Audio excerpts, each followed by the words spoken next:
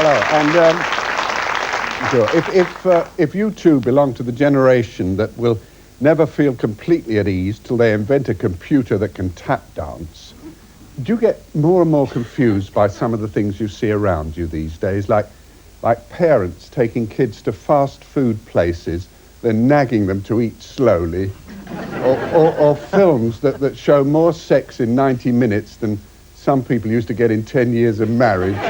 Well, if so, then this program offers an escape route, because what we provide is an entry visa to the nostalgia zone. In other words, a trip back to the days when the only thing you expected to get from smoking was cigarette cards, and when the highest form of technology around was a musical toilet roll holder that played I'll Never Smile Again.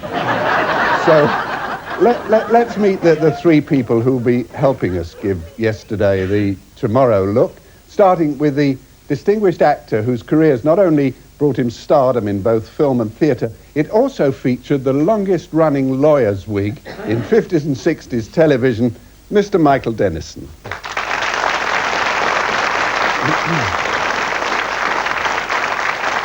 And at Michael's side, where she's been coming up to 5 decades now, the delightful actress and author who I suppose could be introduced by the faintly Edwardian name of Dulcie Denison, but of course we know her best as Miss Dulcie Gray.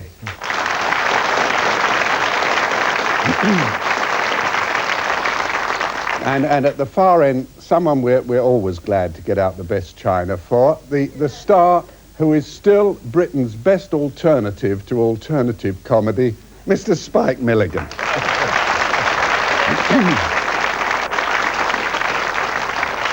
So let's start their memories freewheeling with a 1944 film that Channel 4's got up its sleeve called Two Girls and a Sailor, mainly because I heard Spike say in a recent radio interview that his biggest ambition back then was to be the band leader you can occasionally glimpse behind this imperishable troubadour. A-dink-a-dee, a-dink-a-doo,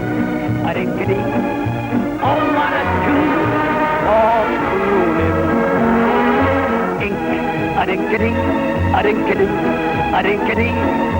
It's got the whole world swooning. Eskimo bells up in. Let me hear those trumpets. That's not a trumpet. That's not a trumpet. That's a trumpet. A-dink-a-dee, a-dink-a-doo, a-dink-a-dee. Simply means a-dink-a-dee, a-dink-a-doo. A-dink-a-dee, a-dink-a-doo. Let me hear my symphony. What up there? Inks, a-dink-a-dee, a-dink-a-doo, a-dink-a-dee. It's got the whole world swooning. I'm walking down the street. I'm walking down the street.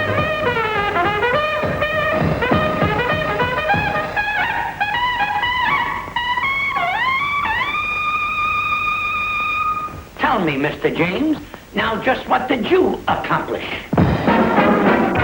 A-dink-a-dee, a-dink-a-doo, a-dink-a-dee.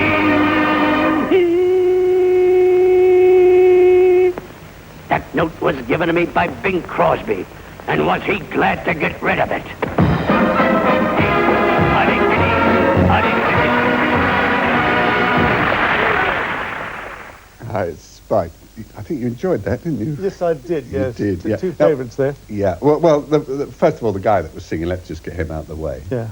Who was that? With that nose, it was hard to get him out of the way. Yeah. It was the trumpet player, Harry James, who married Betty Grable's legs, if I remember correctly. That's right, yeah. And the guy singing was of course, Durante. Yeah. Now, I heard you say that you wanted to be Harry James around 1946. Why? I was mad, but I thought that's, you know, you pull women with wearing that white jacket and the red carnation, playing the trumpet, and I did. It was working very well. You know. You wore a red carnation, or you did pull? No, women? I used to pull the birds, and I used to wear a red carnation. I could never afford a white jacket, but I did. There's Harry James in his white jacket. It's a bit of a marvelous blush pink carnation. You can't see it, but but anyway, now you, as you say, you played the trumpet, but was that the first instrument that you played? No, wanted to learn the bass, and I couldn't afford one. And I saw an advert in a tobacconist's window which said bass, £3. I didn't know that the guy who was selling it was a bassinet, a French pram. So I went to the guy's house and I said, "Is it still for sale?" And he said, "Yeah." So I said, "Where is it?" He said, "It's in the garage." So when we were going there, he said, You getting married then?" So I said, "No." He said, "Oh." He said, "What do you want it for then?" I said, "Well, I'm going to play it in a band." He said, "Go on." I said, "Yeah, Duke Ellington's got one." I said, that's it, that story. Yeah, and that could go on, yeah. Dulcie, did you ever play a musical instrument? I mean, outside the pram and things like that? No, I played the piano. Well, I played the piano very badly, and I used to sort of write music. I know. Now, in your kind of joint autobiography, the two of them that Michael's written, there was a song that you said you wrote, and the title of it, I can't get out of my mind. You mean You Tickle Me Spitless, Baby?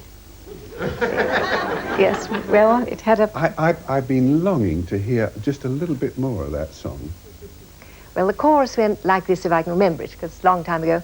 You tickle me spitless, baby, 'cause you're so ingenue. I love you, and I guess maybe I'm gonna marry you.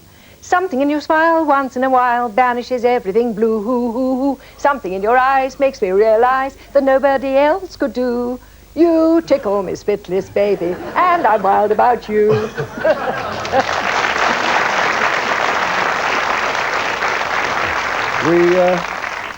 We just missed the Eurovision Song Contest, didn't we? But during that 40s period, Michael, did you have a favourite dance band?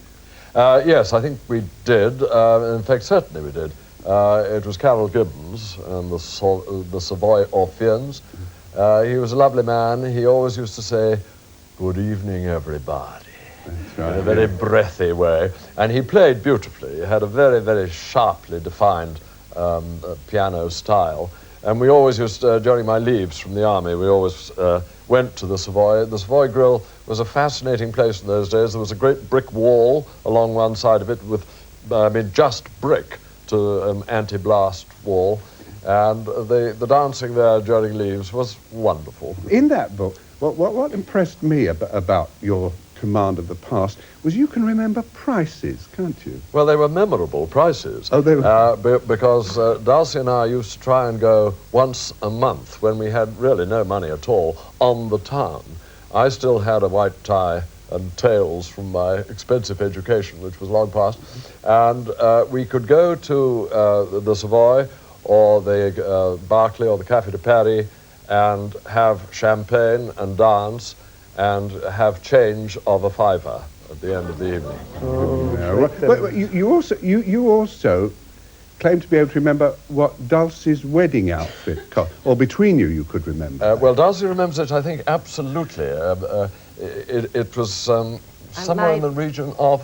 Well, my wedding suit was 2 guineas. My going away dress was 75p. My shoes were rather expensive. They were £4. My hat was about another 75p. But we didn't have very much money. No. I married Michael for money. He had £30. And I...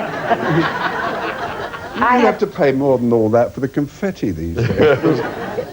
Do you remember how you bought your first trumpet, Spike? What you paid for that, or how you paid for it? Well, I was working very hard on a girl who had money. Oh, yeah. And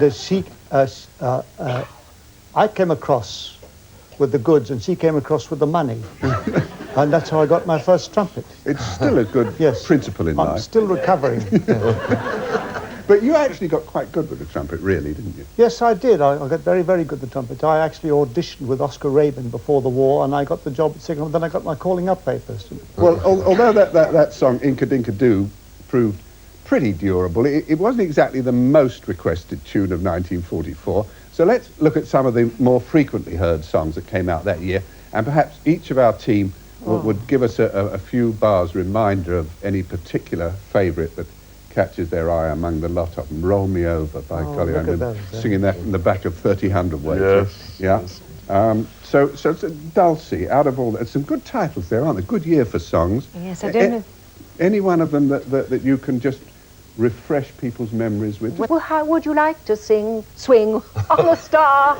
You tell me the next. Carry moonbeam. Carry moonbeams home in a jar, and then it suddenly ended up, or would you rather be a fish? Yes, that's the way to... Michael, and any of them in that lot that you were attracted by? Underneath the lamppost by the barricade, darling, I remember how you used to wait. Remember, you heard it on this program there. I'm not Denison. Singing Underneath the Lamp. Spike, was your eye caught incidentally? Yes, is you is or is you ain't my baby. Zat zat zat zat. Is you ain't my baby now. Da da dee da da da da da da da da da da. Is or is you ain't my baby. Sound like that, yes. That's great. Singing the trumpet part. Yeah.